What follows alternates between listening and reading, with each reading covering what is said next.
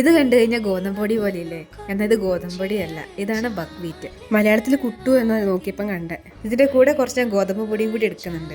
പിന്നെ ഈ ഒരു ചോപ്പർ ഉണ്ടല്ലോ, എൻ്റെ ലൈഫ് ഒരുപാട് ഈസി ആക്കിയ ഒരു ഐറ്റമാണ് ഇത്. നേരത്തെ ഓരോരോ പച്ചക്കറി എടുത്ത് അരിയാന്ന് വെച്ചൊരു ടാസ്ക് തന്നെയായിരുന്നു. ഇപ്പം ഇതിൻ്റെ കൂടെ വെറൈറ്റി ഓഫ് ബ്ലേഡ്സാണ് വരുന്നത്. ഏത് രീതിയിൽ വേണമെങ്കിൽ നമുക്ക് അരിഞ്ഞെടുക്കാം. അതുപോലെ തൊലിയെടുക്കാനും പിന്നെ ഒരു ജ്യൂസും പിന്നെ എന്തിനാണെന്നറിയാതെ ഒരു ഐറ്റം കിട്ടിയിട്ടുണ്ട്.